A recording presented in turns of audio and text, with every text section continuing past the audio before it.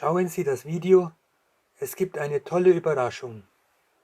Lebendiges, egal ob Mensch, Tier, Mikrobe oder Pflanze, entwickelt sich fortlaufend, und zwar vorwärts, seitwärts oder rückwärts.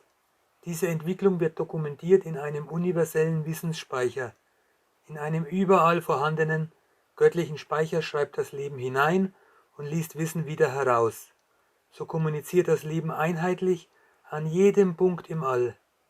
Siehe dazu mein altes Video unter 4 Augen mit der Schöpfung. Natürlich müssen auch Pflanzen, Pilze und Flechten diesen energetischen Speicher nutzen. Gedeihen benötigt Wissen. Alles, was lebt, hat Wuchs und Selbstheilung. Dazu muss die Natur auf das göttliche Wissen zurückgreifen können. Im freien Universum geht dies ohne Hindernisse.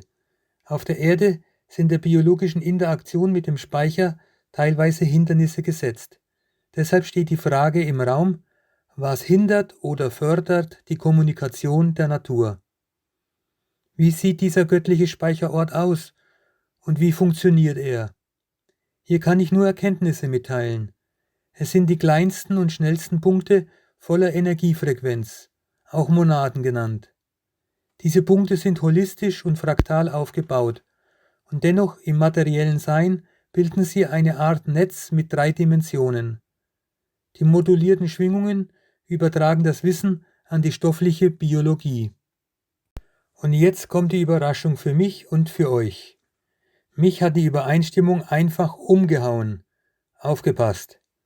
H.B. Blavatsky veröffentlichte 1877 in ihrem Buch Isis entschleiert uraltes Wissen aus der einstmaligen antiken Bibliothek von Alexandria, auch weitergegeben von Platon und seinem Schüler Proklos. Also Helena Petrovna Blavatsky schrieb 1877 dazu: Des Menschen Teilhabe an dem göttlichen Geist besteht aus einem unvorstellbar feinen Strahl, einem der zahllosen Strahlen, welche direkt von der höchsten, der ersten Ursache, von dem Licht des Weltgeistes ausgehen. Es ist dies die Dreifaltigkeit der organischen und der nichtorganischen Natur, des Geistigen und des Physischen. Beide konstituieren sich als 3 in einem, wozu Proklos erklärt: Die erste Monade ist der ewige Gott, die zweite die Ewigkeit, die dritte das Paradigma, die Strukturvorlage des Universums.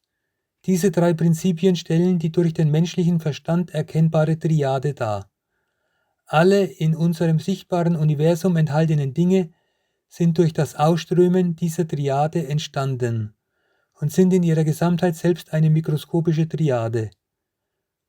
Und so bewegen sich die 3 in einem in den Gefilden der Ewigkeit in erhabenerer Prozession um die Sonne des Geistes, ähnlich den Kreisbahnen der Himmelskörper um die sichtbaren Sonnen im heliozentrischen Weltall.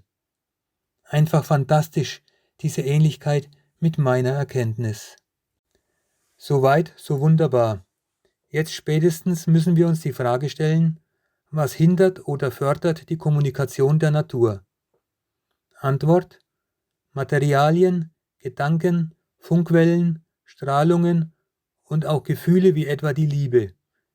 Wir beschäftigen uns in diesem Vortrag nur mit Materialien. Gehen wir nun einen großen Schritt weiter. Der atomare Aufbau von Materie wirkt sich auf oben beschriebenes 3D-Netz aus. Manche Materialien verhindern in ihrer Nähe die Kommunikation mit dem göttlichen Speicher und andere Materialien fördern den göttlichen Kontakt oder ermöglichen ihn geradezu. Ich habe mich mit diesem Thema umfangreich beschäftigt. Es bereitet mir Freude, über Gottes Gartenzaun zu schauen. Hier einige Materialien, welche negativ wirken auf die göttliche Kommunikation mit der Natur. Eisen, auch Stahl, Rost, alle giftigen Metalle, geteerte Bahnschwellen, Blei, Nickel, Kobalt.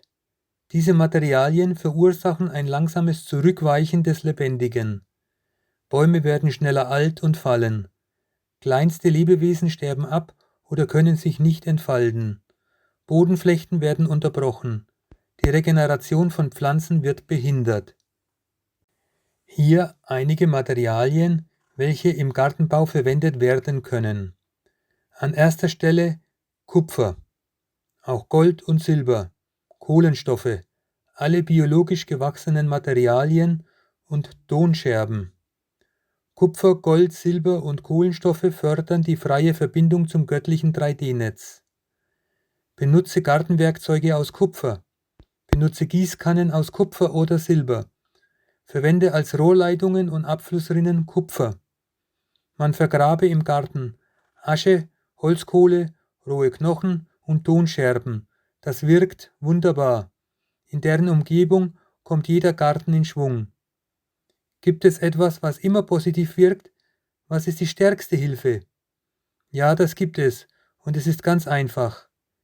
Bewegtes, strukturiertes Wasser ist die mächtigste Verbindung zur göttlichen Kommunikation. Deshalb kann auch ein Leben aus dem Nichts heraus entstehen im Wasser. Das hat Wilhelm Reich nachgewiesen. Siehe meine Videos. Wasser kann erinnern und auch Liebe oder Hass bildlich darstellen. Wasser wird durch Liebe und positive Gedanken aufgewertet. Also nehmen Sie Kupferwerkzeuge und machen Sie mit Liebe und Freude Ihre schöne Gartenarbeit. Nutzen Sie Ihr Regenwasser, nach langem Stillstand bewegen Sie es zuvor. Werden Sie glücklich und gesund im eigenen Garten unter dem Sternenhimmel. Ich freue mich über ein Like und ein Abonnieren dieses Kanals. Vielen herzlichen Dank.